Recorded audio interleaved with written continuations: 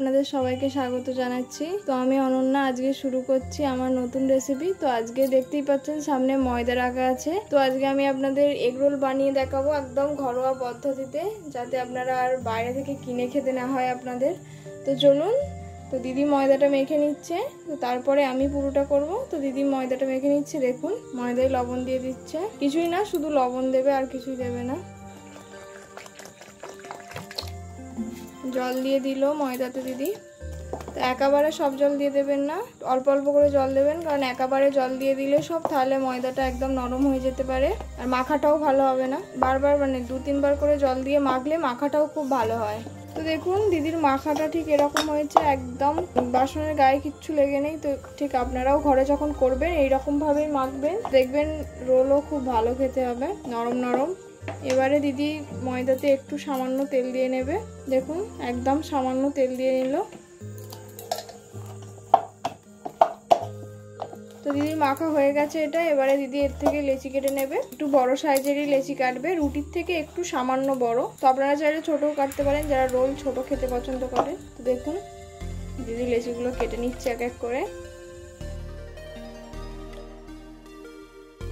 লেচিগুলোকে কেটে গোল গোল করা হয়ে গেছে, পরোটাগুলো বেলে নিচ্ছে রুটির আকারে। তো দেখুন ঠিক কেমন ভাবে দিদি বেলছে, ওরকম ভাবেই আপনারাও বেলে নেবেন। এটা যেহেতু এগ রোল হবে তো খুব পাতলা হবে না, একটু মোটা মতনই হবে। দিদি ময়দা দিয়ে বেলছে। তো দেখুন দিদির বেলা হয়ে গেছে এটা, দেখতেই পাচ্ছেন মোটা মতো বেলেছে, বেশি পাতলা নয়। তো পাতলা হলে একদম এগ রোলগুলো হচ্ছে মরমরে হয়ে যাবে, তো একটু মোটা করেই বেলবেন আপনারা। তো দেখুন আমার সবগুলো বেলা হয়ে গেছে, আমার না দিদির সবগুলো বেলা হয়ে গেছে। এবার আমি তো গ্যাসে কড়াই বসিয়ে দিয়েছি। তো চলুন এবার আমি সেঁকে নিই এক এক করে সবগুলোকে। তো দেখাচ্ছি আপনারা কিরকম ভাবে সেঁকে নেবেন। তো একদম বেশি রুটির মতো না, আধা সেঁকা যেটাকে বলে। রুটিটা দিয়ে দিলাম, একদম হালকা করে দু পিঠটা সেঁকে নেব। দেখুন এক পিঠটা একদম হালকা হয়েছে, উল্টে দিয়েছি,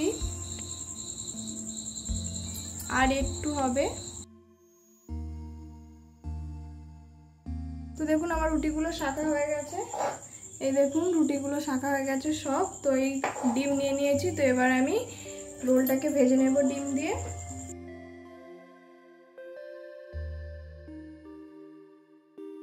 দেখুন আমি ডিমটা ফেটিয়ে নিচ্ছি।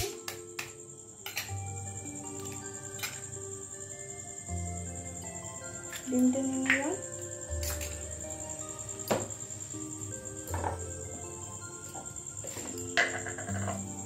সামান্য লবণ দিয়ে দিলাম, দিয়ে ডিমটা ফেটিয়ে নিলাম ভালো করে।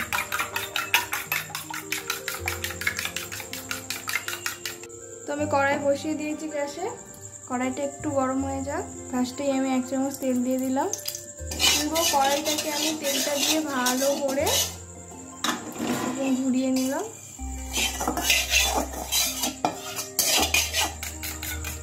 ফেটানো ডিমটা আমি দিয়ে দিচ্ছি।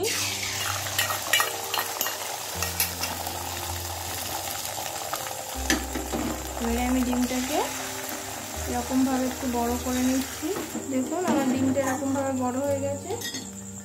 এর উপরের থেকে রুটিটা দিয়ে দিলাম, দিয়ে হাত দিয়ে ভালো করে এরকম চেপে মাঝখানে খুব ভালো করে এরকম ভাবে চেপে চেপে দেবেন।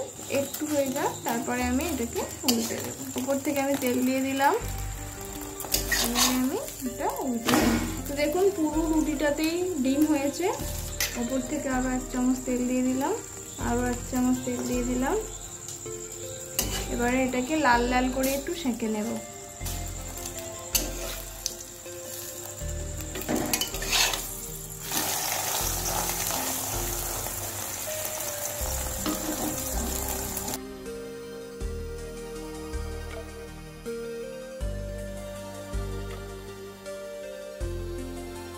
দেখুন আমার সব রুটিগুলো ভাজা হয়ে গেছে ডিম দিয়ে। নিয়ে নিয়েছি আমি, এখানে আমি নিয়ে নিয়েছি যে শসা আছে, কাঁচা লঙ্কা কুচি, এটা হচ্ছে পেঁয়াজ কুচি, লেবু টুকরো নিয়ে নিয়েছি, লেবু টুকরো, আর এটা হচ্ছে কিষানের একটা সস নিয়ে নিয়েছি। তো চলুন আমি প্রথমে শসাটা আর পেঁয়াজটা লবণ দিয়ে মাখিয়ে নেব। শসাটা নিয়ে নিলাম, পেঁয়াজটাও দিয়ে নিলাম, কাঁচা লঙ্কাটা আমি দেবো না, এতে কাঁচা লঙ্কাটা আমি একেবারে রোলেই দেবো। এতে লবণ দিয়ে দিচ্ছি আমি 1 চামচ, দিয়ে এটাকে হাত দিয়ে মাখিয়ে নিচ্ছি। আর এতে একটু লেবু দিয়ে দেবো, লেবুর রস। 2 মিনিটের মতো রেখে দেবো, তারপরে রোলগুলোকে মুড়ে নেব। তো মোড়ার জন্য আমি এখানে এমনি খাতার পেজ নিয়ে নিয়েছি, তো বাটার পেপার নিইনি। তো আপনারাও ঘরে এমনি আপনাদের বাচ্চাদের খাতার পেজ নিয়ে নেবেন। তো এটা আমি আমার দিদির মেয়ের খাতার পেজ নিয়ে নিয়েছি। তো দেখুন আমি প্রথমে পেজটা নিয়ে নিলাম, এতে রোলটা দিয়ে দিলাম, এবারে সস দিয়ে দিলাম, শসাটা দিয়ে দিচ্ছি,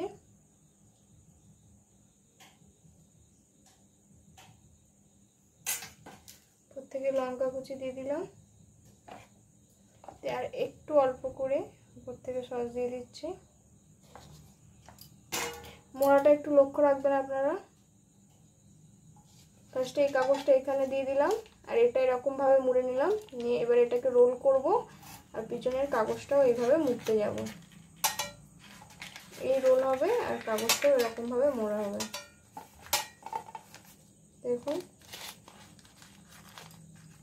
আমার রোলটা মোড়া হয়ে গেছে, তো আমি রেখে দিলাম। আবার একটা আপনাদের মুড়ে দেখাচ্ছি আমি।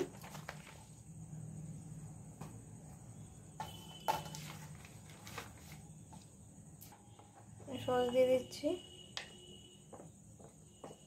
এটা চারিদিকে ছড়িয়ে দিলাম সসটা। শসাটা দিয়ে দিচ্ছি,